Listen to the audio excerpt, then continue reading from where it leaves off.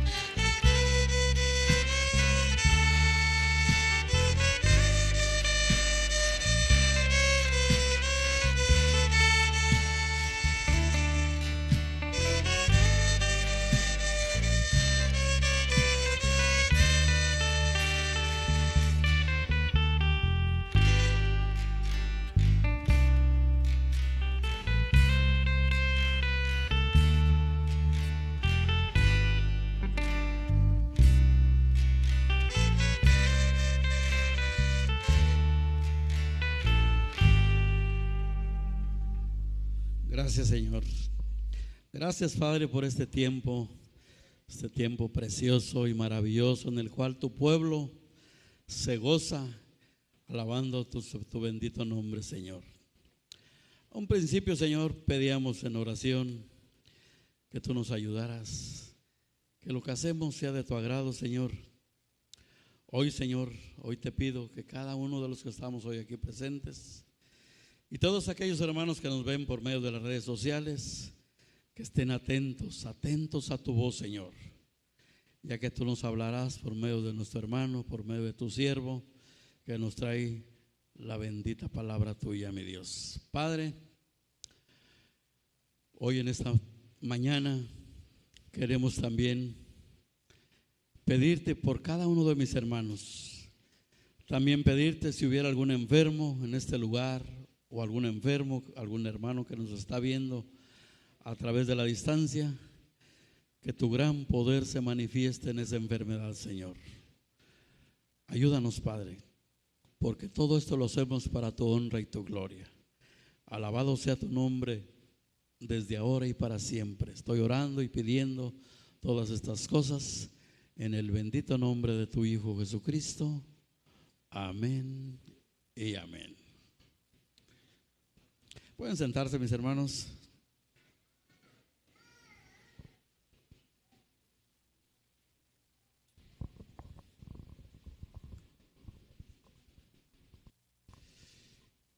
Gracias a Dios le damos esta mañana porque estamos aquí en la casa del Señor. ¿Y qué le parece si sale usted de su banca y saluda a 2, 3 hermanos esta mañana? Dígale: me da gusto verte hoy aquí.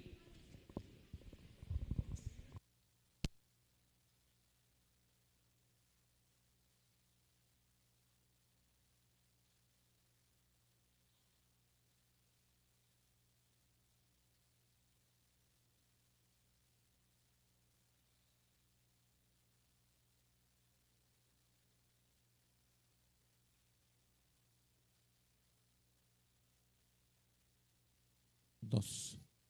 Sí. Salúdese unos con otros esta mañana. Dígale al Señor: gracias por venir, por darme la oportunidad de venir hoy a este lugar. Dígale gracias al Señor porque está usted hoy en este lugar. Los niños están a su clase, los jóvenes están en su clase. Prepare su Biblia y todavía seguimos orando. El día de hoy, puede tomar su lugar. El día de hoy nuestro pastor anda en Ario de Rosales, con los hermanos allá de Ario de Rosales.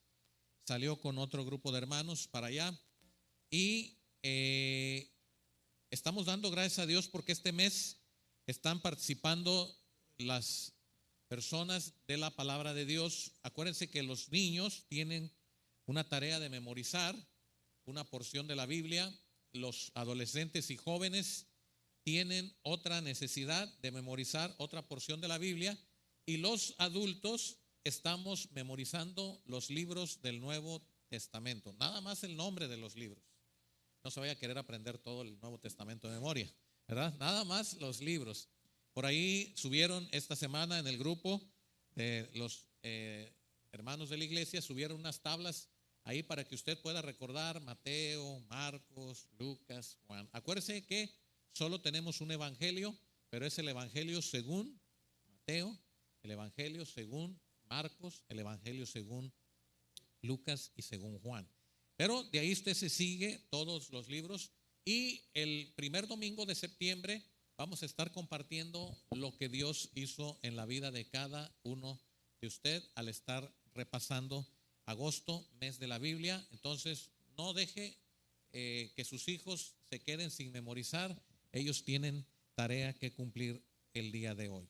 También les informamos, hermanos, que cada uno de nosotros, a través de las diferentes redes sociales, para los hermanos que nos siguen en la transmisión, tenemos el podcast en las diferentes plataformas digitales, en la página Facebook, tenemos en la página de YouTube. Ahí usted puede escuchar algunas reuniones completas, en otros estarán solamente las enseñanzas compartidas desde este lugar. Y hoy tenemos la visita de un querido hermano que está allá en la iglesia de la Vid Verdadera. y lo acompaña dos hermanos, el hermano Paco y otro varón que nada más vienen ustedes dos, entonces visita. Les pedimos que se pongan de pie para darles un aplauso a los hermanos que nos visitan de allá. Gracias, hermanos.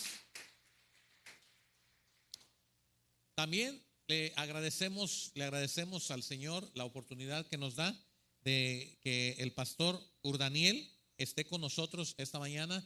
Pásate, pastor, para acá. Él va a compartir con nosotros la palabra de Dios. Él viene de la iglesia Anástasis allá en Uruapan. Le damos un aplauso, por favor. Viene con su esposa, su niño. Andan por allá en la clase. Bienvenido, pastor. Adelante. Vamos a dejarle el uso de la palabra. Hermanos, Dios les bendiga. ¿Cómo están? ¿Cómo están, hermanos?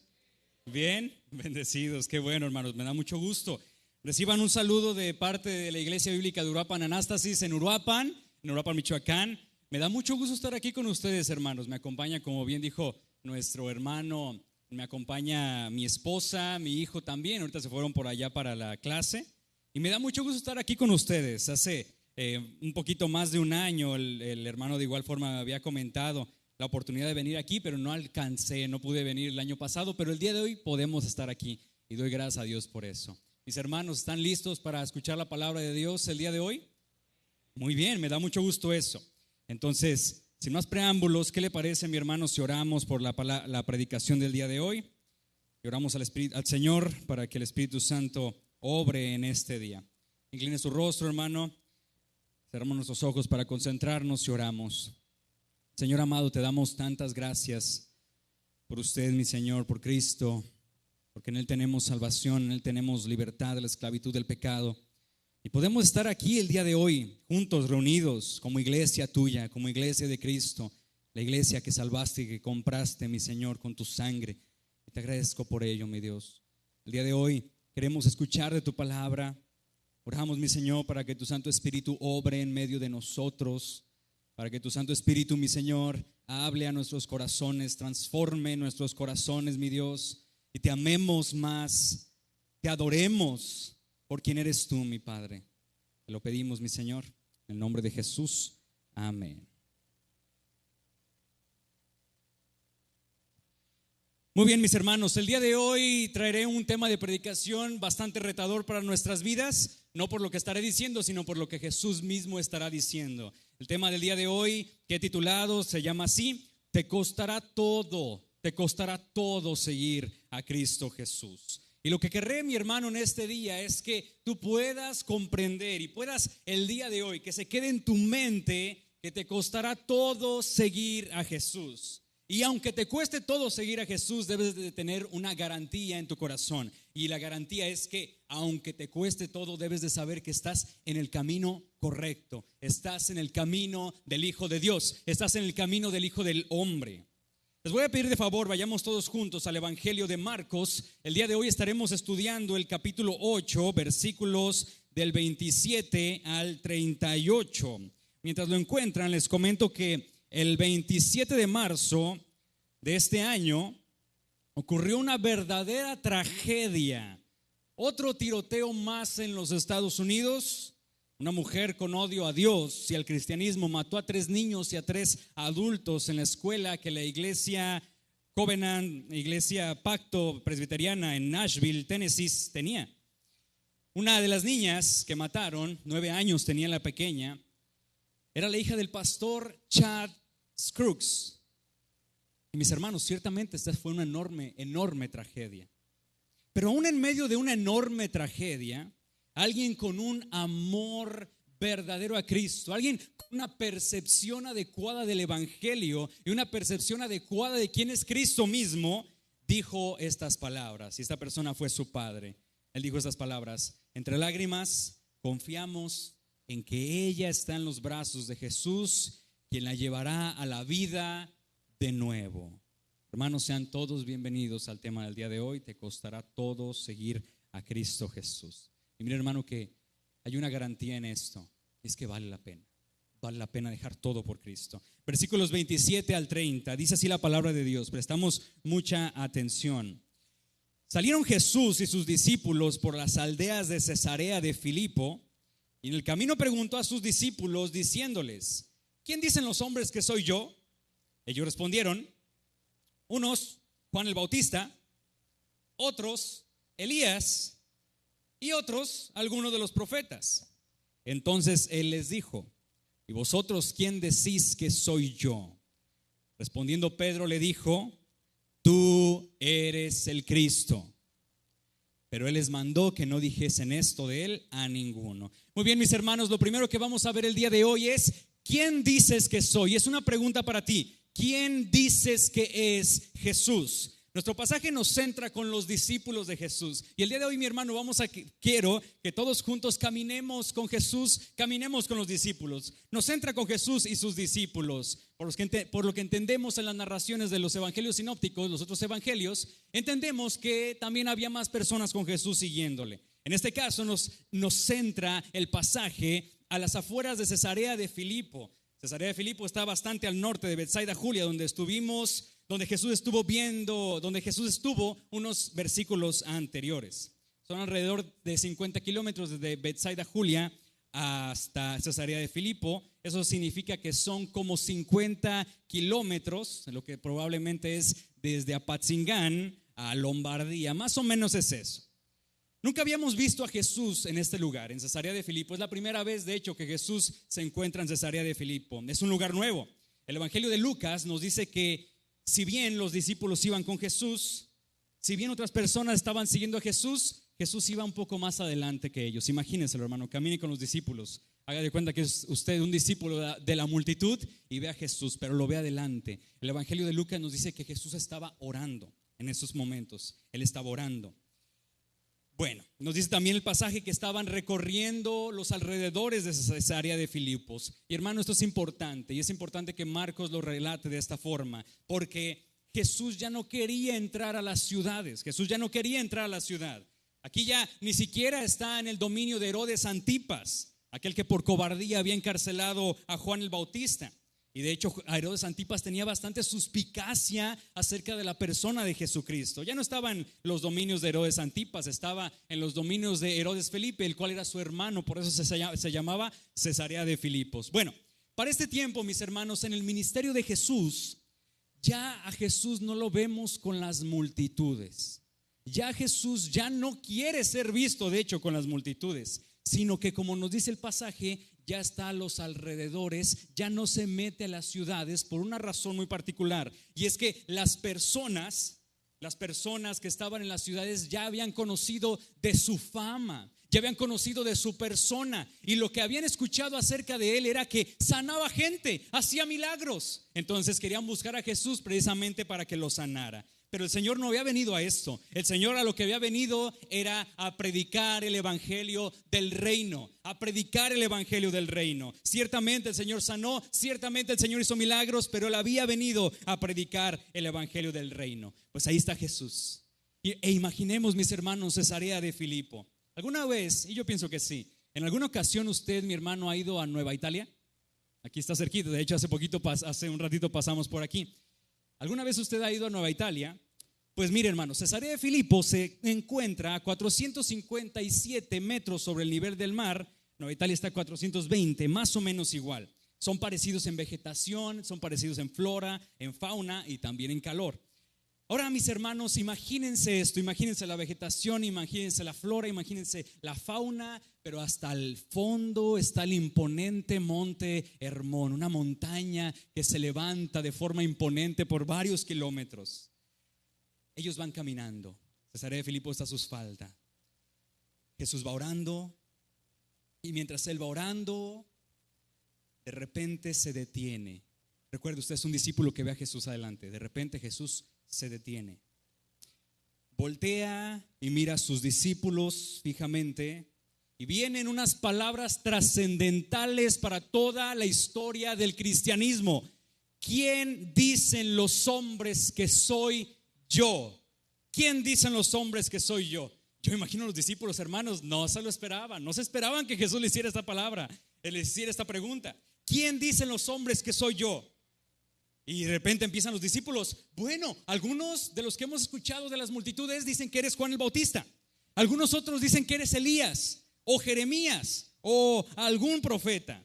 Las multitudes estaban hablando y decían toda clase de cosas acerca de Jesús. Ciertamente lo que las multitudes decían no era cualquier cosa. Todos reconocían que Jesús era muy especial. Hermanos, ¿quién fue Juan el Bautista? Juan el Bautista fue el último profeta del antiguo pacto. Fue extremadamente famoso. Flavio Josefo, un historiador de la época, cita más veces a Juan el Bautista que al mismo Jesús. Todos reconocían en Juan el Bautista una investidura divina, pero ¿habrá resucitado? Evidentemente no, aunque ciertamente Herodes estaba seguro de ello. ¿Será Elías? ¿Será Elías? La multitud decía, bueno, ¿será Elías? ¿Quién fue Elías, hermano? El profeta veterotestamentario a quien Dios usó con poder y que vendría como preámbulo del Mesías. Personas en la multitud creían que era Elías. ¿Será algún profeta? Mateo nos dice particularmente el nombre de Jeremías. ¿Será que al ver a Jesús les parecería que vieran en él el carácter y la investidura del profeta Jeremías? Bueno, puede ser. Miren, hermanos, el profeta Jeremías tiene un lugar muy particular en el Antiguo Testamento. Por el folclore judío, las leyendas en torno al profeta Jeremías venían de un lado a otro lado. Y es que, mi hermano, en el profeta Jeremías, los judíos veían que Jeremías podría venir porque Jeremías había escondido el tabernáculo, el arca del pacto y el altar del incienso. Ellos creían eso. Dado que algunas historias decían precisamente que Jeremías lo había escondido en una montaña y hasta que el Señor regresara por su pueblo, entonces serían encontradas estos elementos importantes del tabernáculo. En fin, mis hermanos, la multitud sabía que Jesús era especial. Sabía que Jesús era especial. Pero ahora viene la bomba para todos. Porque cuando terminaron de decir esas palabras, Jesús les pregunta: ¿y vosotros, quién decís que soy? Una cosa es lo que piensan las personas, pero otra muy diferente es qué piensan los discípulos. 2 años y medio ya habían estado con Jesús. 2 años y medio en el que ya habían estado con Él. 2 años y medio en donde escucharon su predicación, en donde fueron testigos de su trato con las personas, en donde habían estado con Él, donde habían visto cómo sanaba a los enfermos, donde ellos mismos se intimidaron por los grandes milagros que el Señor había hecho. Sin embargo, no fue ni una ni 2 veces, sino que fueron varias veces en donde el corazón de los discípulos era un corazón incrédulo, un corazón que estaba endurecido, y se los dijo escasos 8 versículos atrás de los pasajes que estamos leyendo.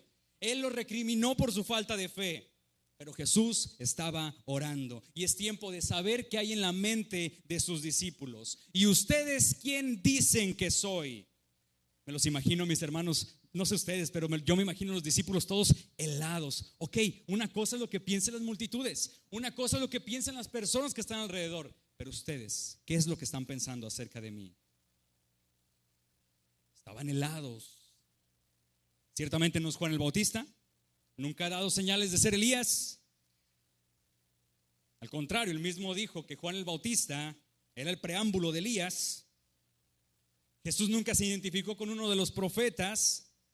Entonces solamente hay una opción, y uno se atreve a decirla: tú eres el Cristo. En Mateo dice: tú eres el Cristo, el Hijo del Dios viviente. Tú eres el Cristo, el Hijo del Dios viviente. Cristo, del griego Christos, que significa ungido. Su transliteración en hebreo es Mashiach, que de igual forma significa lo mismo, ungido.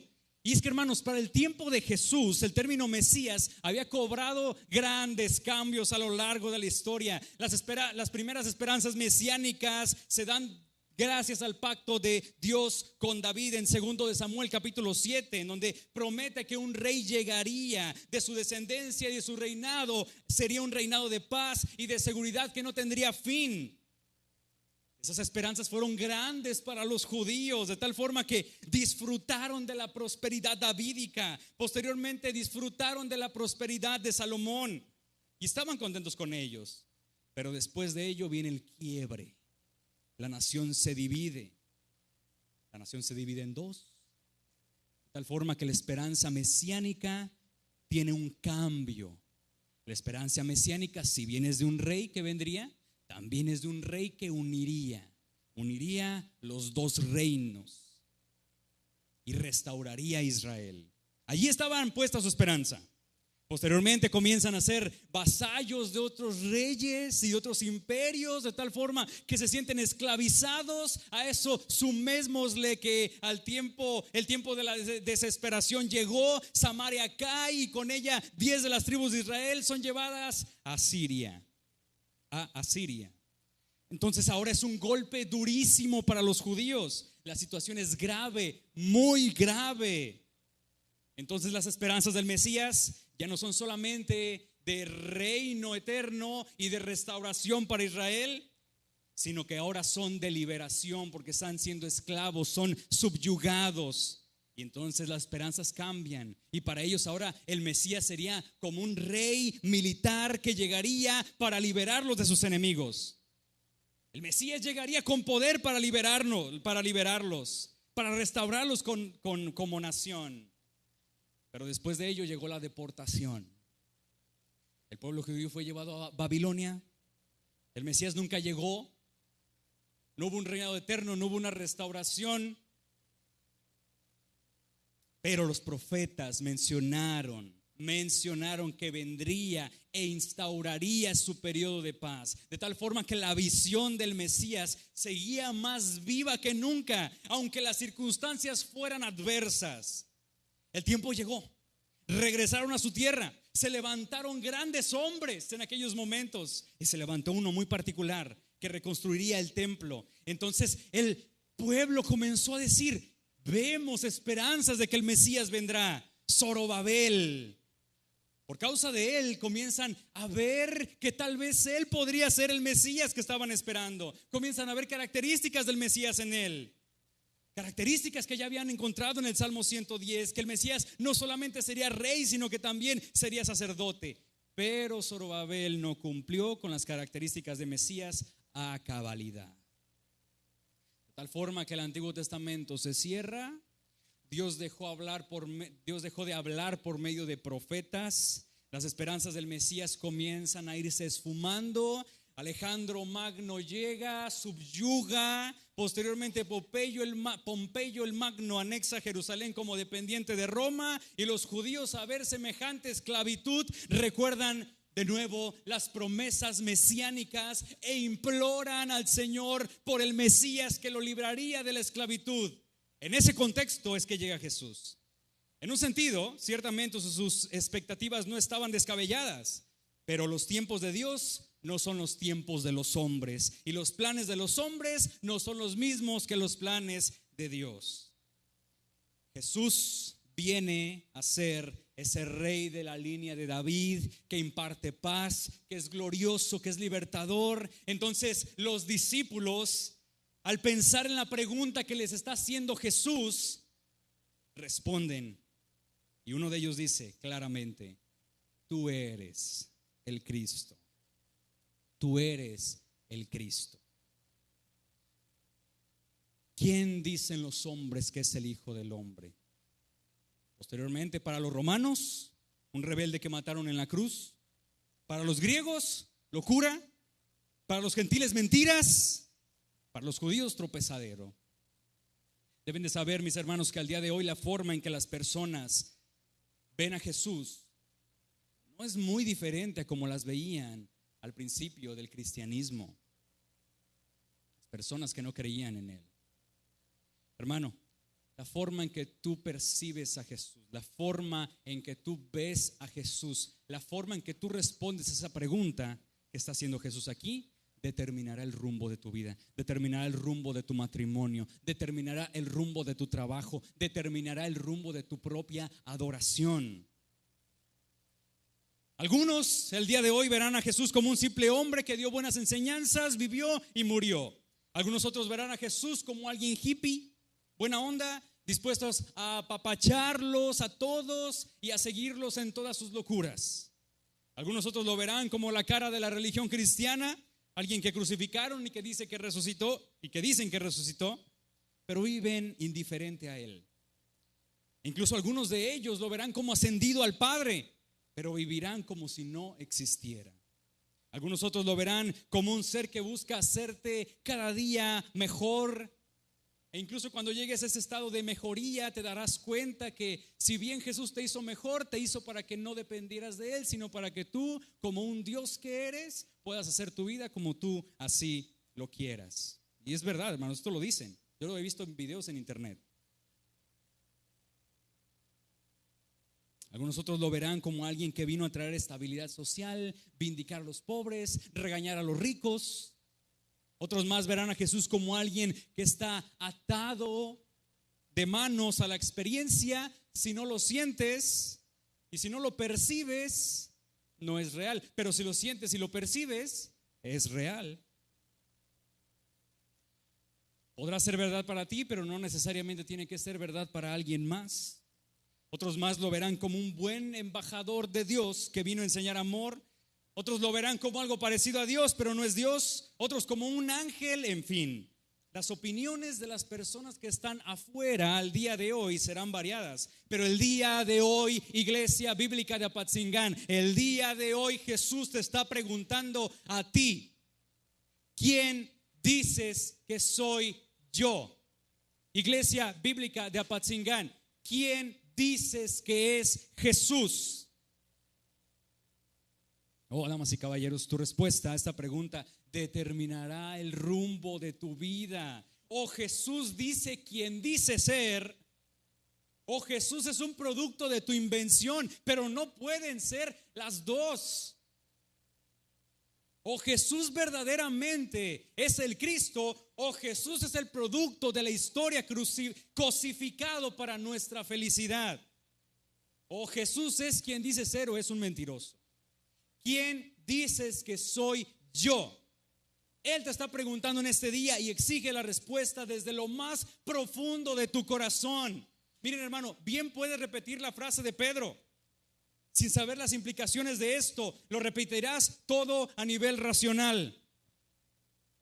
Bien puedes tomarte de las concepciones inertes de tu propia imaginación, enceguecida por la incredulidad y tu necio corazón, pero será todo a nivel racional. Bien puedes tomarte del Cristo de los credos y confesarlo como el verdadero Dios y el verdadero hombre, pero será todo a nivel racional. Pero hoy te está exigiendo el Señor Jesucristo. Te está exigiendo aquel que está en medio de los candeleros, aquel que tiene sus cabellos tan blancos como la nieve, de aquel que tiene sus ojos como de fuego, de aquel que tiene en su diestra las estrellas, de aquel que cuando habla su voz es estruendosa, de aquel que juzga con justicia y su rostro resplandece como el sol. Oh, iglesia, aquel que es digno de tomar el rollo y abrir sus sellos está preguntando en este día: ¿quién dices que soy yo? Mis hermanos, la respuesta no solamente, tu respuesta debes de pensarla muy bien, porque no solamente debe de centrarse en la noticia de la fe, no solamente se centrará en información histórica. Es lo que significa noticia, información. La respuesta sobre Jesús no será en fechas, lugares o eventos. La fría información ciertamente estará a nivel intelectual, pero esa no será la respuesta apropiada. Y aquí es donde está la gran parte de la cristiandad del día de hoy, y aquí es donde la gran parte de la cristiandad está siendo engañada. Piensan que por saber acerca de los hechos verdaderos de Jesús es conocer quién es Él. Pero no es lo mismo saber quién es el presidente y conocer los hechos del presidente a conocerlo personalmente. La fría información no es indicador de ser conocidos. Entonces, ¿quién dices que es Jesús? La respuesta no solamente se centrará en la noticia de la fe, pero tampoco se centrará en el ascensus de la fe. Ascensus es el asentamiento de esa información, a lo que generalmente nosotros decimos que creemos. No solamente será información, no solamente será creer esa información que decimos conocer. Ciertamente podemos saber datos y fechas, pero ¿creerás en aquello que es tu objeto de estudio? Alguien podrá decir que sí, y qué bueno, pero estamos en el segundo nivel. Y si estás en este nivel, déjame decirte que estás justamente en el mismo nivel de los demonios. Ellos conocen los hechos ciertísimos acerca de Jesús, y para sorpresa de muchos, ellos saben lo verdadero que son esos hechos, pero eso no ha salvado a ni un solo ser humano en la historia del cristianismo. No hay diferencia entre tener información en la mente y creer en aquella información. La diferencia se encontrará en la fiducia. La fiducia se traduce como confianza. Y he aquí los escogidos del Padre, he aquí los perdonados, he aquí los justificados, he aquí los herederos, helos allí a los amados, porque ellos sí serán conocidos por Dios. Ciertamente, todos aquellos que confían y descansan en aquello que saben y que creen, ellos son conocidos por Jesús y ellos conocen a Jesús. No es lo mismo decirle a un niño: hijo, esto es fuego, quema. El niño puede decir: eso es fuego, quema. La confianza radica en cuando nosotros le decimos: hijo, esto es fuego, quema, te va a doler.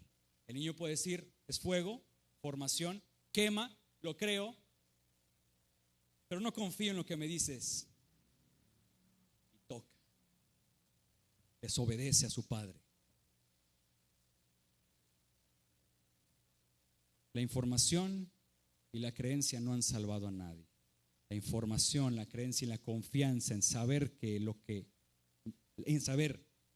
es ciertísimo de Jesús es verdadero, confío en ello, descanso en ello. Si tú descansas en el Evangelio de Cristo, déjame decirte que eres conocido por Jesús, eres conocido por el Padre. Y evidentemente tú lo conoces a Él. Así que viene la pregunta de nuevo, iglesia: ¿quién dices que soy? ¿Quién dices tú que es Cristo? Pedro dijo: el Cristo, el escogido de Dios, prometido para restaurar, aquel que traerá paz, el Rey que imparte justicia, aquel que es el sumo mediador entre Dios y los hombres. Iglesia, a este Jesús es a quien adoramos. A este Jesús es de quien queremos saber, no de otro. Es a este Jesús de quien nos hablan los evangelios y lo atesoramos en nuestras mentes. Es de este Jesús que claramente se ha dado a conocer y lo creemos, no a otro. Que no te den jamás otro, que no nos den a otro. Es por causa de Él, es por Él, es para Él que descansamos en su obra de expiación, de perdón de pecados. Confiamos en Él y no en otro. Que no te den nunca a otro, que no nos den nunca a otro. Él es quien es el precioso descanso del creyente. Es solamente por medio de nuestra obra, de una obra sobrenatural en nuestros corazones, que una persona puede pasar y dar el paso de la creencia a la confianza. La creencia que solamente se mantiene en el intelectualismo hasta la confianza. Si no es por medio de una obra sobrenatural del Espíritu de Dios. Por cierto, eso le pasó a Pedro. El pasaje paralelo de Mateo nos dice que eso no se lo había revelado carne ni sangre, sino el Padre que está en los cielos. Entonces sabemos que Pedro lo dijo con convicción en el corazón. Sabemos que fue convicción en su corazón. Así que Jesús te sigue preguntando el día de hoy, iglesia: ¿quién dices que soy?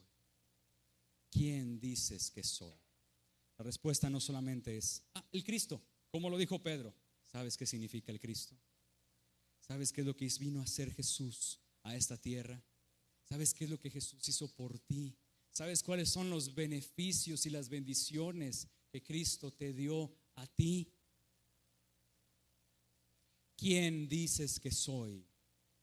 La pregunta que debes de responder, no en tu mente, no solo en tu mente, sino es una respuesta que debes dar desde tu corazón, verdaderamente. Y mire, hermanos, ustedes pueden decir el Cristo y salir de este lugar y a su trabajo Resulta que solamente lo dijo por su mente, porque en su trabajo se comporta diferente, en su casa, en su matrimonio se comporta diferente. Al Cristo, no, sí, el Cristo, el Hijo del Dios viviente, verdadero Dios, verdadero hombre, mi Cristo. Vamos a los versículos 31 al 33. Y comenzó a enseñarles que le era necesario al Hijo del Hombre padecer mucho y ser desechado por los ancianos, por los principales sacerdotes y por los escribas, y ser muerto y resucitar después de 3 días. Esto les decía claramente. Entonces Pedro le tomó aparte y comenzó a reconvenirle. Pero él, volviéndose y mirando a los discípulos, reprendió a Pedro diciendo: quítate delante de mí, Satanás, porque no pones la mira en las cosas de Dios, sino en las de los hombres. Y aquí pasamos a nuestro segundo punto del día de hoy, iglesia. Le costó la vida, a ti también te costará. Le costó la vida, a ti también te costará.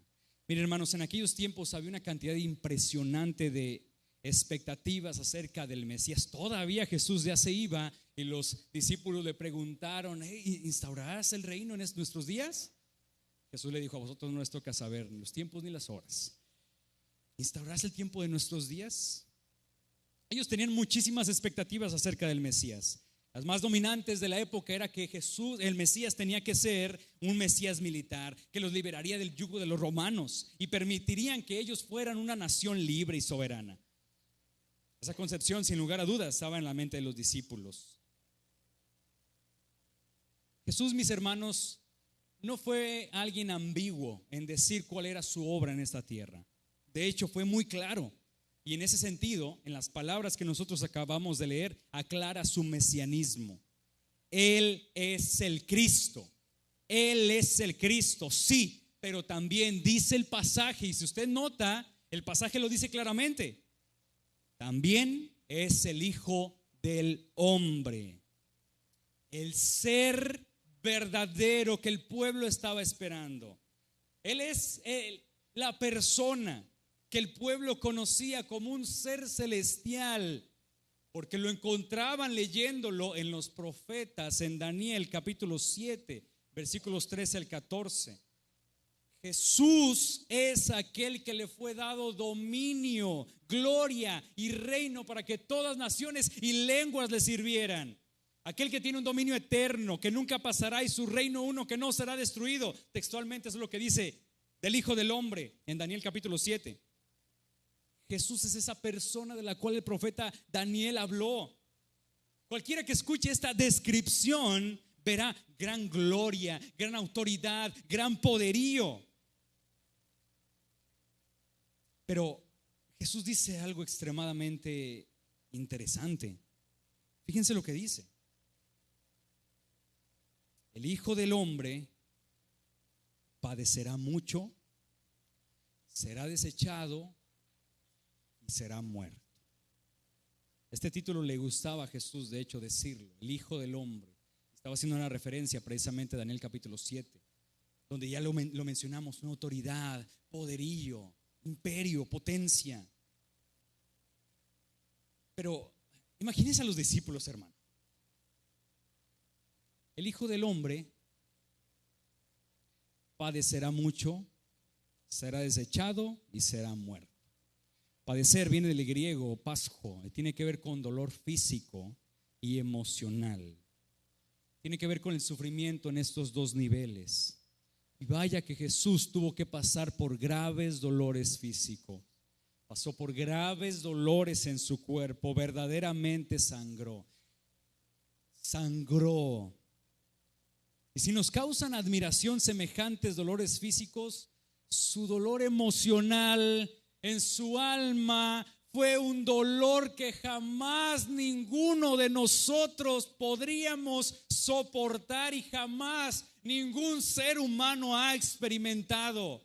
Así que el día de hoy, iglesia, te ruego, mira a tu Jesús, iglesia. Mira a tu Jesús, míralo en el huerto de Getsemaní. Allí en el huerto de Getsemaní, en su corazón. Él comenzaba a resentir el peso de la ira de Dios. Míralo rogar en agonía, sintiendo cómo quemaba en su ser, de tal forma que sudaba como gruesas gotas de sangre, y un ángel lo asistía. Míralo sufrir traiciones, míralo sufrir vergüenzas, míralo en completa agonía en aquella cruz. Miren, hermanos, todas las descripciones que nosotros conocemos acerca de la cruz y las imágenes que nos han plasmado acerca de la cruz están censuradas. Cada persona que era crucificado en la cruz era crucificado desnudo, y a Jesús lo crucificaron de esa forma. Y al mismo tiempo las personas que estaban abajo se estaban burlando de él. A él le costó todo. Son partes de los grandes dolores que nuestro Señor soportó. Y él lo sabía. Por eso se lo está diciendo. Por eso cuando estaba en el huerto de Getsemaní, él rogaba por la posibilidad de que pasara aquella hora y no beber de la copa del sufrimiento. Mira a tu Señor, iglesia, y comprende cuán terrible es tu pecado al contrastarlo con sus sufrimientos. El Hijo del Hombre padecerá, el Hijo del Hombre será desechado.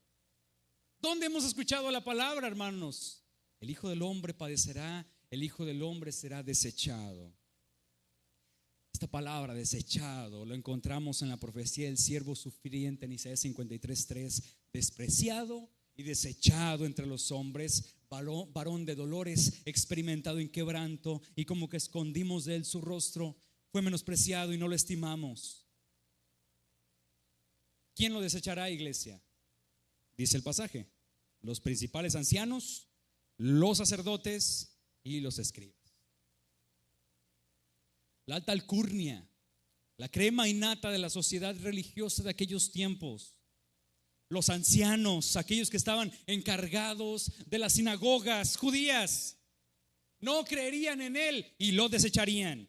Los sacerdotes, aquellos consejeros y líderes de la nación, lo desecharon. Los escribas, maestros de autoridad religiosa, no creyeron en él, lo desecharon. Hermanos, ¿cómo puede ser posible que toda la autoridad religiosa lo desechara? A menos la gran mayoría. ¿Cómo puede ser posible? Iglesia, no hay peor cosa y de más grande daño al cristianismo que una religión falsa, que un cristianismo falso. Y no por culpa de quienes predicamos, sino por aquellos que están poniendo freno a la palabra. Así como fue de gran daño para el judaísmo un falso judaísmo, de igual manera lo es para el cristianismo, un falso cristianismo. La falsa religión cristiana será como una vacuna que una persona se pone para evitar enfermedades. En este caso, los religiosos estaban bien vacunados, bien vacunados. Estaban vacunados con la falsedad, estaban vacunados con la mentira. Porque cuando llegó la verdad, no lo reconocieron. Las palabras de Cristo entraban por sus oídos y sus anticuerpos religiosos los sacaban. Los hechos poderosos entraban por sus ojos y por sus sentidos, pero los anticuerpos religiosos los sacaban. Los milagros eran tan evidentes que cuando estaban pensando en ello y estaban viendo lo que el Señor estaba haciendo, los anticuerpos religiosos los llevaban a decir: Belcebú, por el príncipe de los demonios, hace esos milagros. Hermanos, es peligroso una religión falsa, y para nosotros es peligrosísimo vivir un cristianismo falso. Guárdate de la falsa religión cristiana. Guárdate de la falsa religión cristiana. Versículos antes, el Señor Jesucristo, cuando iba en la barca, cuando iban a pasar a Betsaida, Julia les dijo: guardaos de la levadura de los fariseos. Guardaos de la levadura de los fariseos. Guardaos de la levadura de Herodes. ¿Qué quiso decir Jesús con eso? Guárdate del orgullo. Guárdate del secularismo. Porque he aquí el corazón de la religión falsa. El orgullo farisaico para nuestras iglesias se va a traducir como conductismo cristiano. El conductismo cristiano no atacará el problema del corazón, atacará la conducta. Predicaciones y formas de vida llenas de esto debes hacer, esto no debes hacer, así debes vivir, así no debes vivir. Hermanos, cristianismo divorciado de evangelio no es cristianismo. El evangelio no te llevará al conductismo, no te llevará a cambiar como tal tu conducta. El evangelio lo que hará será transformar tu propio corazón, que está inclinado al pecado, que está inclinado a aborrecer a Dios, que está inclinado a no obedecer la ley de Dios. Te llevará el verdadero evangelio a eso, a ver tu propio mal, a ver tu propia culpa, a ver a Cristo y puedas ver cuán terrible es tu pecado, para que el Señor, el Espíritu Santo, lo transforme desde adentro hacia afuera y transforme tu propia conducta.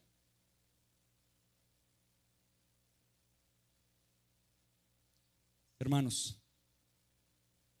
problemas que nosotros acarreamos al día de hoy vienen a causa del pecado en nuestro propio corazón.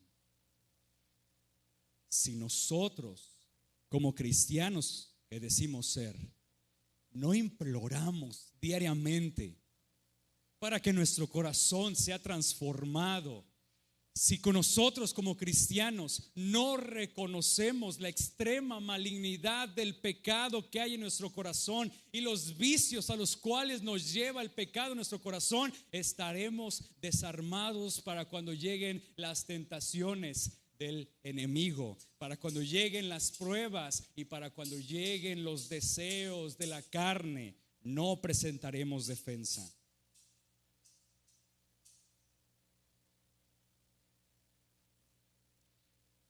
Iglesia, solamente a través del evangelio y por el poder del Espíritu Santo podrás ser transformado.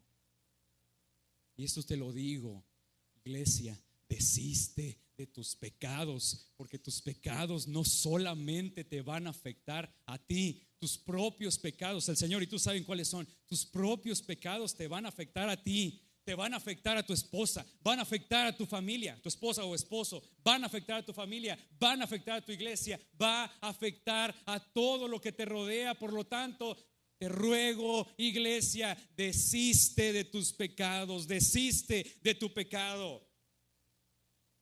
Mira, hermano, si usted es transformado desde el propio corazón, usted será la misma persona en la iglesia, porque aquí podemos presentar una bonita cara. Pero si usted, mi hermano, es transformado desde el corazón, usted será el mismo en su iglesia, en su trabajo y en su hogar. No habrá diferencia. Pero si apuntas a la conducta, te sentirás superior a otros cuando puedas ir avanzando y dejando un pecado que tenías en tu corazón. Pero al final del día está el otro pecado detrás, que es el pecado del orgullo. Por eso Jesús les dijo: guárdense de la levadura de los fariseos. Pero no solamente es esto, hermanos. Lo mismo es con la levadura de Herodes. Hay personas allá afuera que dicen: confiesa con tu boca lo que puedes hacer, porque si lo confiesas con tu boca sucederá. Da para que seas bendecido con más prosperidad. Todo eso es cristianismo falso. Un cristianismo divorciado del evangelio no es cristianismo. Iglesia, no solamente debes guardarte del orgullo en tu corazón y de intentar cambiar la conducta.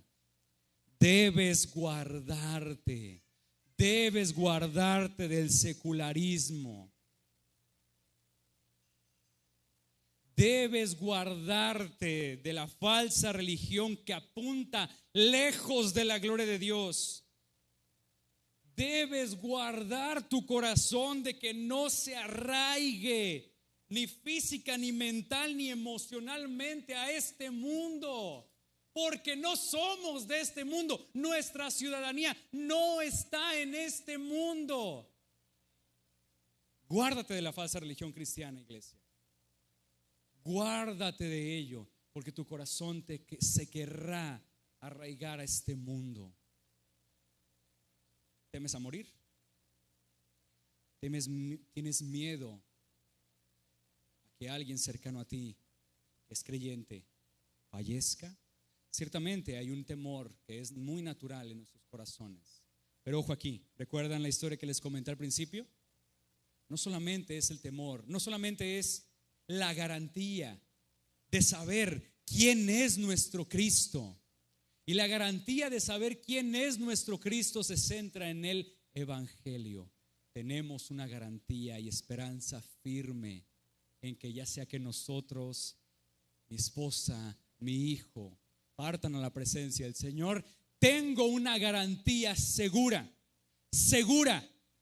de que el Señor Jesucristo lo resucitará en el día postrero. Iglesia, ¿quién dices que es Jesús? ¿Quién dices que es Jesús? Si tú dices es el Cristo, la esperanza y las palabras de Cristo en tu corazón deben estar afianzadas. De acuerdo con el pasaje que nos atañe en este día, para Jesús, ¿cuál será el resultado de haber padecido y de haber sido desechado? Dice aquí, la muerte. Pregunta, ¿Dios puede morir?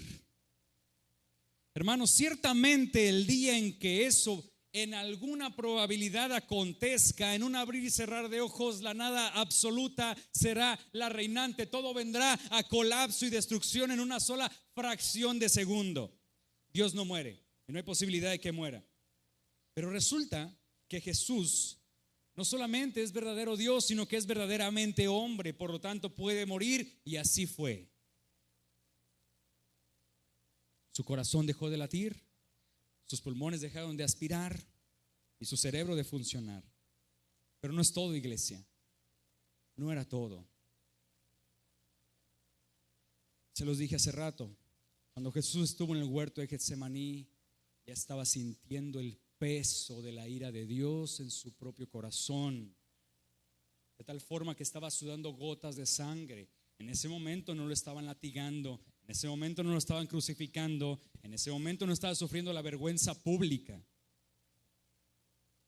Y es que, mi hermano, Él, Cristo, Él sufrió la muerte eterna. Esto el credo de Nicea lo ha retratado como el descensus ad infernus. Hermano, Él sufrió los dolores del infierno, multiplicado por un número del cual no podemos ser conscientes. Esto es un dolor de magnitudes cósmicas. Así como el pecado tiene consecuencias cósmicas, la ira de Dios tiene consecuencias cósmicas, y Jesús las sufrió. Usted podría pensar, y de hecho le pido que pueda pensar en algún dolor emocional grave que haya tenido, algún dolor emocional que le haya causado gran dolor. Pues ese dolor multiplíquelo por 1,000,000 de veces y apenas empezaríamos a comprender el principio de los sufrimientos de Cristo por el pecado. Un dolor de magnitudes cósmicas. Por un lado, el Señor comprende tus dolores, lo comprende y conoce de igual forma. Él es nuestro sumo sacerdote, tentado en todo, pero sin pecado. Pero en aquella cruz, iglesia, el peso de la ira de Dios, la maldición de Dios, tuvo un dolor de magnitudes cósmicas por tu pecado, por mi pecado.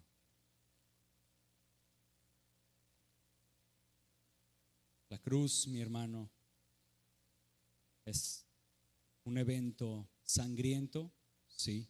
Es un evento vergonzoso, sí.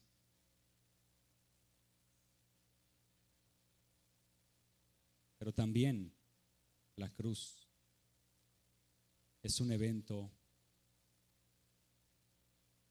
extremadamente.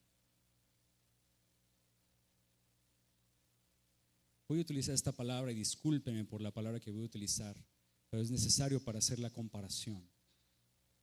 La magnitud de aquello que sucedió en aquella cruz del Calvario hizo que la cruz fuera un evento grotesco, por una razón particular: tu pecado. Y mira, hermano, tu pecado, mi pecado, estuvo en la cruz del Calvario, de tal forma que Cristo fue maldito por nuestros pecados, lo que dice la Biblia, Gálatas 3. El pecado fue tan terrible, fue lo que Él cargó fue tan horrible que, hermano, nuestros pecados, el pecado del asesino, el pecado de los mentirosos, de los adúlteros, fue cargado a la cuenta de Cristo. Y es fácil ver los pecados de otros. Nuestro pecado fue cargado a la cuenta de Cristo. De tal forma que la ira de Dios pesó de forma grande en Él. Pero hay algo maravilloso, hermanos. Cristo ciertamente moriría, pero no se quedaría muerto, sino que resucitaría al tercer día, volvería a vivir. Jesús fue muy claro en el pasaje. Sí sería entregado, pero resucitaría. Sin embargo, los discípulos no quisieron entenderlo, y verdaderamente no quisieron entenderlo, porque se los dijo más adelante en varias ocasiones y no lo comprendieron. Cuando murió, no lo comprendieron hasta que lo vieron resucitado. No lo entendieron, mi hermano, que Pedro se acercó, lo llevó aparte. A ver, Jesús, espérate, eso que dijiste está como que muy fuerte. A ver, ven para acá. Dice que lo llevó aparte. Lo lleva para aparte y le dice de forma piadosa, dice el pasaje, que lo comenzó a reprender. La palabra es lo comenzó a reprobar. Lo comenzó a reprobar. Lo comenzó a reprender y a decirle de forma piadosa. Se lo llevó. Le dice: no lo permita Dios, Señor. Eso nunca te acontecerá. Y fíjense lo que sucede, hermanos. Imagínenselo. Pedro lo agarra a Jesús, se lo lleva para acá. Los discípulos se quedan ahí, más algunos que lo seguían. No, Señor, eso nunca te acontecerá. Dice la Biblia que Jesús se da la vuelta, mira a los discípulos, los mira fijamente y mira también a Pedro, a todos, para llamar la atención a lo que va a decir. Le dice: quítate delante de mí, Satanás, porque no pones la mira en las cosas de Dios, sino en las de los hombres. Hermanos, qué fragmento tan especial, que deja en claro la obra de Jesús como Mesías, como el verdadero Mesías de este mundo. No son conforme a las concepciones de este mundo. Jesús no es conforme a las concepciones de este mundo, no es conforme al pensamiento de este mundo, y definitivamente no es conforme a las expectativas de este mundo.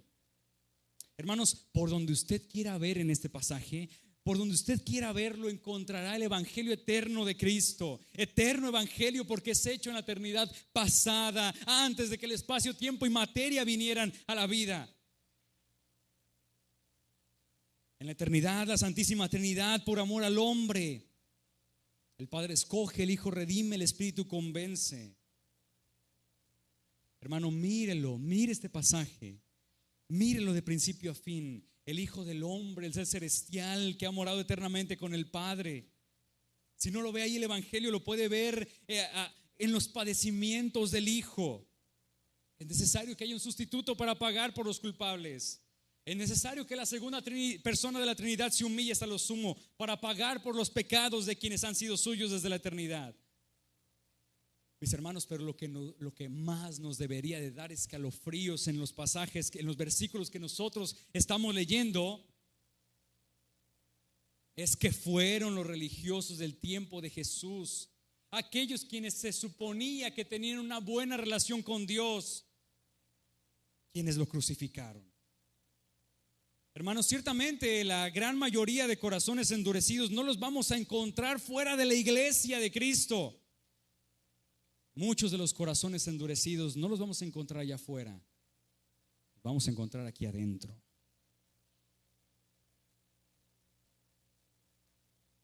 Dios nos libre de ese mal, iglesia. Cuiden su corazón.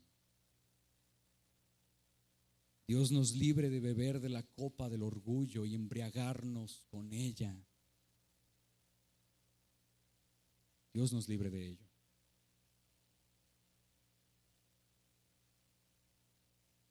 Pero aún así, mi hermano,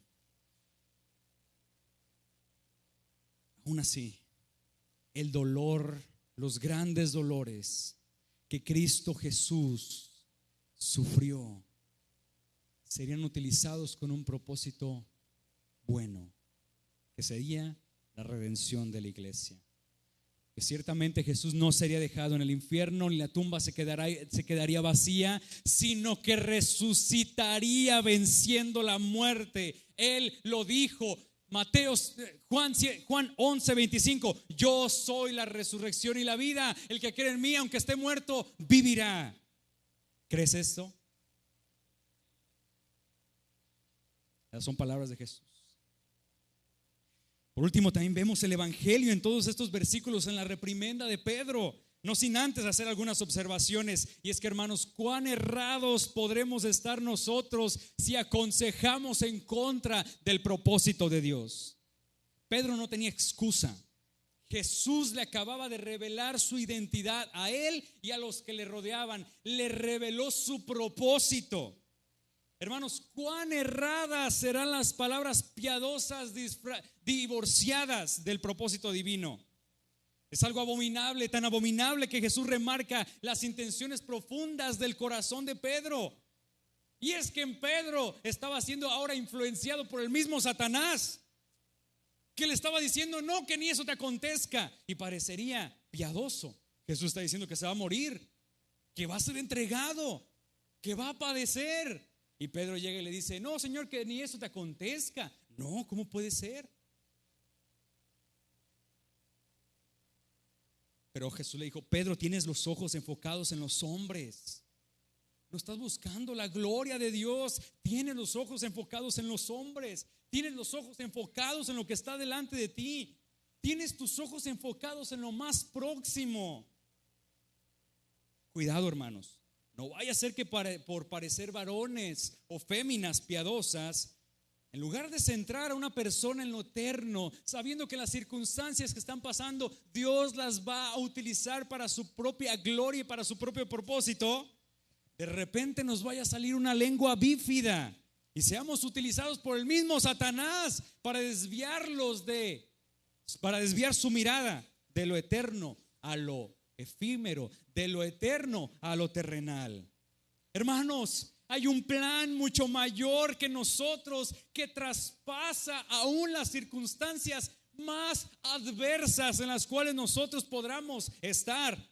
De tal forma que la tensión entre la soberanía de Dios y la experiencia de la realidad continua, hermanos, a nosotros lo único que nos toca es confiar en los decretos de Dios, confiar en que el propósito del Señor en medio de cualquier circunstancia es para un bien mayor del cual nosotros no nos vamos a dar cuenta en este tiempo y tal vez nunca nos demos cuenta en un futuro, pero nuestra fe se centrará en que Él es bueno y para siempre su misericordia, en que Él es bueno y su voluntad es buena, agradable y perfecta y no la nuestra.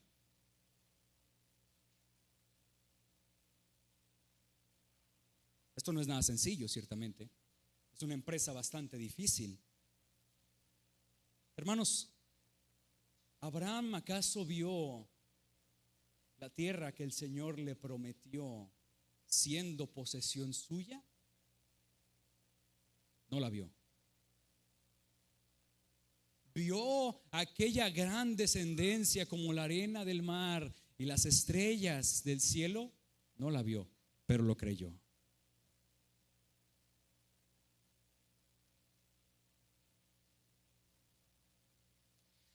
Ciertamente será más sencillo mirar lo que está delante de nuestros ojos. Será más sencillo mirar las circunstancias adversas. Será más sencillo ensimismarnos en nuestro propio dolor. Será más sencillo mirar las cosas de los hombres que confiar en el decreto de Dios. No es fácil, hermanos, esto. De hecho, requerirá mucho esfuerzo, requerirá mucha oración, requerirá valentía para descansar en los brazos de un buen padre, aunque eso signifique estar en la hoguera. Para los hombres podrá ser una hoguera,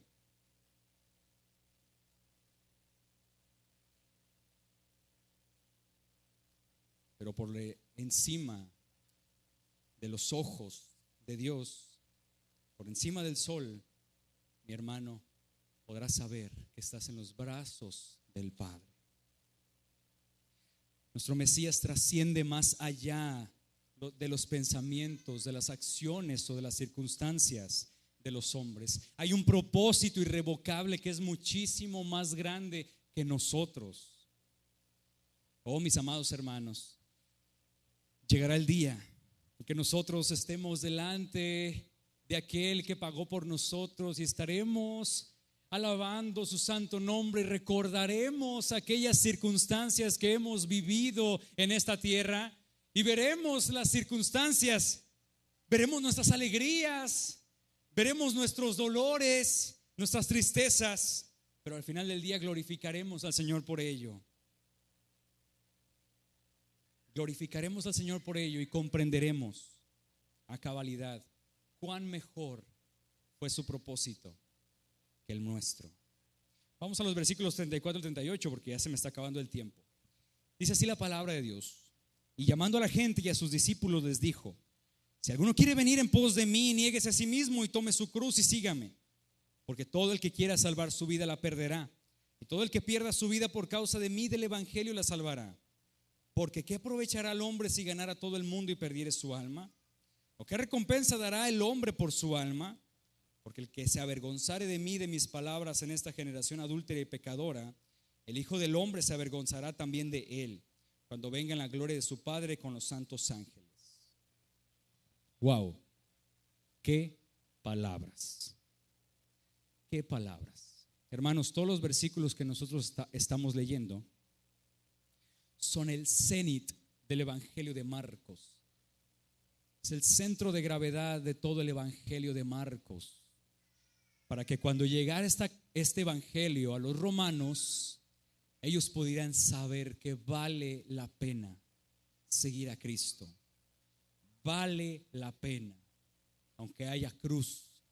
Vale la pena, aunque vengan los terribles dolores del infierno. Vale la pena seguir a Cristo.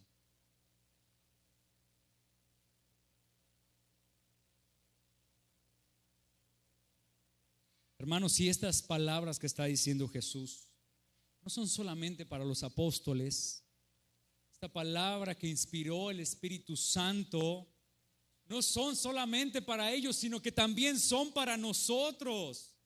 Son para todo aquel verdadero discípulo de Jesús. Si alguno quiere venir en pos de mí, niéguese a sí mismo y tome su cruz y sígame. Esta es la actitud de todo aquel que quiera ser discípulo de Jesús. Te costará tu vida, te costarán tus pasiones, te costarán tus sueños, te costará todo.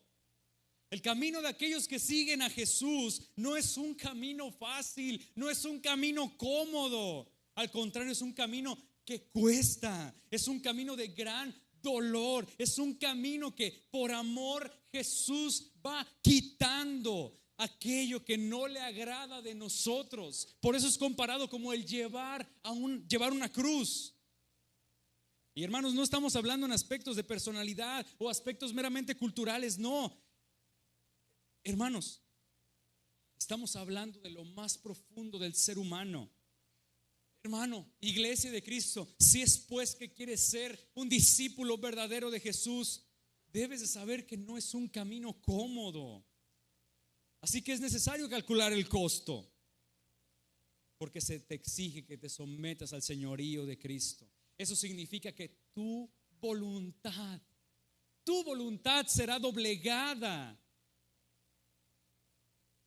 la voluntad de Cristo. Para que sepas que que Jesús es el Señor de tu vida, tú no. Que la voluntad de Cristo es mejor, no la tuya. Que el propósito de Dios en tu vida es mejor, no el tuyo. Que los planes de Dios en tu vida son mejores, no tus sueños. Que aquí es la vida como Dios quiere que la vivas, no como tú quieres vivirla. Que es tu juventud como Jesús quiere que la vivas, no como tú quieras. Que es tu matrimonio como Jesús quiere que la vivas, no como tú quieras. Te costará la vida. Te costará todo.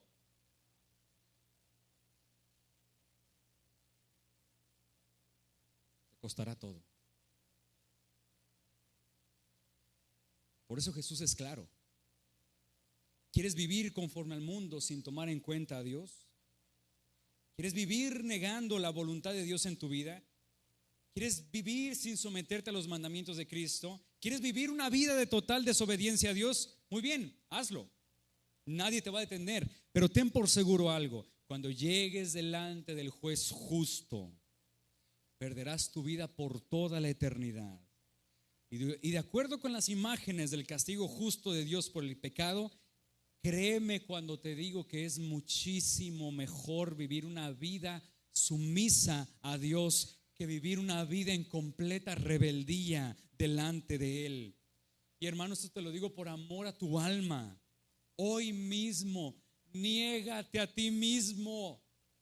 Es lo que hizo Cristo. Él negó sus derechos que le correspondían por ser Dios. Los hizo a un lado por amor. No solamente negó sus derechos que por ser Dios le correspondían, dice la Biblia que Él se encarnó. Y no solamente se hizo hombre como tú y como yo, sino que aún siendo hombre no tomó sus derechos que le correspondían, sino que los dejó. Y dice, se entregó a sí mismo. Se hizo esclavo por amor. Es muchísimo mejor vivir para Él. Y esto es por amor a tu alma. Niégate a ti mismo, niégate por completo al pecado, niégate por completo a los valores que este mundo exalta, niégate a ellos. Amor libre, avaricia, libertinaje, borracheras, egoísmo, orgullo, sexo sin compromiso. Niégate a ellos. Oh iglesia, cualquier pecado que salga en tu corazón y lo apapaches en tu corazón traerá gran dolor. Niégate a todo ello. Toma tu cruz, sigue a Cristo, porque esos son valores contrarios a Cristo. Niégate a las pasiones y deseos que combaten en tu interior. Muere a ti mismo para vivir para Cristo. Pero no mueras a ti mismo solamente por morir, muere por el evangelio de Cristo, muere para vivir. Hermanos, por más antitético que esto se escuche, Jesús declara una intensa verdad, y es que si verdaderamente mueres a ti para seguir a Jesús, sigues la vida, tanto en esta vida como en la venidera. Mis hermanos, Marcos escribe estas palabras desde una perspectiva ya en la que Jesús ha resucitado. Desde una perspectiva en donde ya el evangelio de Cristo ha sido predicado en buena parte del imperio. Al menos ya había llegado a Roma. Pero lo que más llama la atención, hermanos, de todo lo que estamos estudiando el día de hoy, es que el día de hoy Jesús declaró estas mismas palabras para ti y fueron plasmadas e inspiradas por el Espíritu del Señor en el evangelio. Oh hermanos amados, no hay justo ni aun uno, no hay una sola buena persona en el mundo. Todos estamos contaminados por el pecado, todos están alejados de Dios, todos nos hemos constituido en enemigos de Dios, todos por naturaleza queremos vivir para nosotros, pero he aquí las buenas noticias del evangelio que nos traerán vida, por lo cual vale la pena dejar y hacer morir todo lo terrenal en nosotros. Las buenas noticias de la muerte de Jesús y de su resurrección. Buenas noticias para nosotros, para que sepamos que Él ha derramado sangre, para que sepamos que Él ha pagado por nosotros, para que sepamos que Él no lo crucificaron los romanos, sino que Él mismo entregó su vida para salvarnos a nosotros, que éramos enemigos de Dios. Pero mi hermano, ahora Cristo ha venido, vivió una vida perfecta por causa de nosotros, vivió una vida que nosotros no podíamos vivir, murió una muerte que no podríamos soportar y resucitó, declarando que todas sus palabras, las que dijo, y su obra en la cruz del Calvario fue aceptada por el Padre. De tal forma, mi hermano, que si Él resucitó, entonces nosotros tenemos una garantía segura de que sus palabras son verdad y que vale la pena obedecerle y que vale la pena dejarlo todo por Él. Pero hay una realidad en esto, hermanos. No todos querrán doblegar sus vidas. No todos querrán perder su vida por causa del evangelio. Entonces aquellos que quisieron vivir su vida, ciertamente la perderán en este tiempo, la perderán en el juicio del gran trono blanco. Es por eso por lo que Jesús pregunta: ¿qué aprovechará el hombre si ganare todo el mundo y pierde su alma? ¿O qué recompensa dará el hombre por su alma? ¿Qué respondemos a las preguntas de Jesús, iglesia? ¿Hay provecho alguno en obtener todo el dinero, los placeres, nuestros sueños y deseos? ¿Hay provecho en ello? Ciertamente no lo hay. En la cúspide del éxito del mundo te seguirá esperando la muerte, no escaparás. La segunda pregunta: ¿qué puede entregar un hombre para salvar su propia alma? Ciertamente no podrá entregar nada. Es por eso, mi hermano, que Jesús es tan relevante en la historia del mundo, porque es el ser necesario para todo. Nosotros no tenemos nada que ofrecerle a Dios. ¿Qué le ofrecerás? Tu vida está llena de pecado. Y aparte, tu vida ya le pertenece a Dios, porque del Señor es la tierra y su plenitud, el mundo y los que en él habitan. ¿Qué le ofrecerás al Señor? Tus buenas obras, delante de Dios no cuentan tus buenas obras. ¿Qué le ofrecerás a Dios? ¿Tu devoción? Créeme que cuando te digo que la adoración de los ángeles es más perfecta que lo que nosotros podamos darle, nuestra adoración, aunque cuenta, ciertamente no es tan perfecta. ¿Qué le ofrecerás a Dios para salvar tu vida? Y es que, mi hermano, no podemos ofrecerle nada al Señor para salvar nuestra vida. Por eso es relevante nuestro Señor. Por eso es relevante su glorioso evangelio, porque alguien pagó nuestra deuda, alguien perfecto ofreció su vida por nosotros y fue aceptada. Jesús entregó su vida por ti, iglesia. Entregó su vida por ti, iglesia. Tú no necesitas hacer nada. Tú no necesitas complacerlo. Pero ciertamente, mi hermano, en tu obediencia, en tu arrepentimiento será adoración para Él. ¿Te costará la vida? Sí. Y no será nada fácil. Jóvenes que están presentes, cuidado con la necedad. Guárdense del orgullo, guárdense de la lujuria. Cuiden con quien se juntan. No toda amistad es conforme a Cristo. Escuchen la sabiduría de sus padres. Pero más que otra cosa, obedezcan la sabiduría de Dios. De otra forma, solamente te darás golpes mientras avanzan los años de tu vida. Iglesia, verdaderamente valdrá la pena hacer las cosas conforme a tu propia voluntad, sabiendo que no hay nada nuevo debajo del sol y que los resultados no van a variar de una generación a otra. Cuiden cómo andan, no como necios, sino como sabios. No se trata de hacer las cosas conforme a nuestra propia opinión. Ay, es que yo creo. Ay, es que yo siento. Es que yo pienso. No, mi hermano. No se trata de que vivas tu matrimonio como tú quieras. No se trata de que estructures tu vida en tu propia opinión.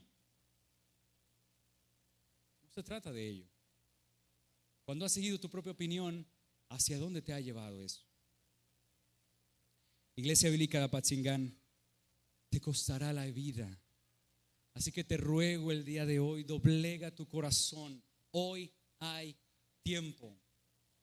Porque en un abrir y cerrar de ojos estaremos delante del trono del Señor.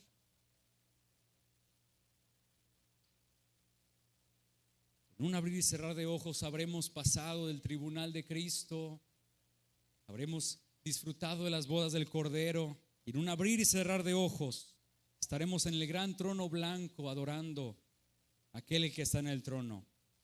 Aquellos que negaron su vida ciertamente habrán encontrado salvación en Él. Pero oh, qué terrible día aquellos que jamás tomaron su cruz. Oh, qué terrible día aquellos que no soportaron el rechazo y se regresaron al mundo. Qué terrible día aquellos que se avergonzaron y negaron a Jesús cuando estuvieron en la tierra. Porque aquellos que se avergonzaron de aquel que murió y resucitó, ciertamente se encontrarán con una realidad de tal magnitud que no hay palabras para describirlo. Si te avergüenzas de Él, ciertamente Él se avergonzará de ti. Calcula el costo, iglesia. Calcula el costo, porque estas palabras de Jesús han sido comprobadas por el hecho mismo de la resurrección. Calcula el costo. ¿O te cuesta el poco tiempo de nuestra vida terrenal? ¿O te cuesta tu vida por la eternidad? Por eso es por lo que te digo el día de hoy, te ruego, si no has creído en Cristo y estás en este lugar, cree en Cristo, confía en el Señor, entrega tus pecados a la cruz y Él te hará por su poder a que vivas una nueva vida, una nueva vida. Si eres creyente y tienes 1, 2, 3, 4, 15, 20, 30 años como creyente, hermano, el pecado sigue a la puerta y te va a destruir tu vida, va a destruir tu matrimonio, va a destruir tu testimonio, va a destruir la imagen de Dios en ti. Niégate a ti mismo, niégate a tus pensamientos vanos, niega tus deseos. Todo llévalo cautivo a Jesús. Todo llévalo cautivo a Jesús. Entrégate a Él y Él transformará por su poder, transformará tus pensamientos vanos a los pensamientos de Cristo. Entrégate, iglesia, entrégate totalmente a Él. Así que te pregunto, ¿lo harás? ¿Te entregarás al Señor para que te transforme a ti desde adentro hacia afuera? No tienes que contestarme, pero te diré la verdad. ¿No serás honesto contigo mismo si dices que amas a Dios y no amas su palabra? ¿Cómo estarán los pensamientos de Dios en tu mente si no amas su palabra? ¿Cómo podrás quitar tus pensamientos y quitar la sabiduría de este mundo si no insertas los pensamientos de Dios en tu mente por su palabra? Hermano, hágale un favor a su alma. No leas la palabra. No leas la palabra. Medita en ella. Medita en ella. Medita en las escrituras. Hermano, no es como, ay, hoy 6 de la mañana, 3 capítulos diarios. A veces es bueno leer un capítulo, meditar en el capítulo durante todo el día. A veces será bueno leer 10 capítulos diarios y meditar en ellos durante todo el día. Pero el punto es, no leas la palabra por leerla, medita en las escrituras. Solo a través de la meditación de las escrituras y por el poder del Espíritu, sus pensamientos serán incrustados a tus pensamientos. Su corazón será incrustado en tu corazón y solo entonces te darás cuenta cuán precioso es perder la vida por la causa de Cristo. Como conclusión, iglesia, el día de hoy vimos una correcta percepción de Jesús. Y una correcta percepción acerca de Jesús hará que te cueste todo. Te costará la vida, te costará todo. Pero encontrarás, hermano, en tu muerte la vida, en tu descenso el ascenso, en tu humillación tu exaltación. ¿Jesús es quien dice ser? Sí lo es. Entonces, mi hermano, vive como Él dice que lo hagas. Porque el camino es el camino de la muerte para todos nosotros. No hablo de la muerte física como tal. Hablo de tu propia muerte emocional, tu propia muerte espiritual, tu propia negación a ti mismo. ¿Costará? Sí, sí costará. Pero vale la pena. Vale la pena. Si es transformado tu corazón, todo a tu alrededor será transformado. Todo a tu alrededor será transformado. Dios les bendiga, iglesia. ¿Les parece si oramos? Vamos a orar. Mi Señor amado, el día de hoy llegamos delante de tu trono de gracia en reverencia, y no por nuestros méritos ciertamente, sino por los méritos de Cristo. Llegamos en humildad, mi Señor, y no llegamos solos, sino que llegamos, mi Señor, juntos como iglesia delante de tu trono.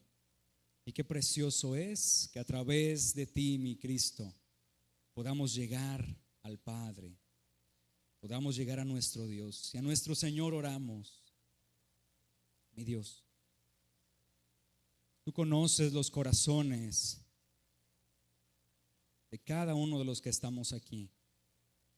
Conoces, mi Dios, las profundidades de su corazón. Conoces, mi Dios, sus luchas con el pecado. Conoces, mi Dios, sus sufrimientos. Conoces, mi Señor, sus retos. Conoces, mi Señor, a cada uno de los que estamos aquí. Y el día de hoy, mi Padre, estamos orando. Estamos, mi Señor, estamos implorando que tu Santo Espíritu nos transforme. Que tu palabra, mi Señor, que tu palabra, mi Padre, sea incrustada en nuestros corazones. Y que podamos verte a ti. Y que podamos amarte. Que podamos ver la extrema malignidad en nuestros propios corazones. Que podamos ver cuán terrible es nuestro pecado. Que podamos ver la cruz de Cristo. Y que no seamos indulgentes con nuestro pecado. Que no lo apapachemos, mi Señor, sino que nos deshagamos de él. Sino que nos neguemos a nosotros mismos por amor a ti. Haga crecer en nosotros, mi Señor. Haga crecer en nosotros amor por ti. Para que estas palabras que hemos leído hoy y estas palabras que hemos estudiado el día de hoy penetren hasta lo profundo de nuestros corazones y sean transformados nuestros corazones desde adentro hacia afuera. Porque, Señor, ya basta de nosotros mismos. No nos ha llevado a ningún lugar bueno.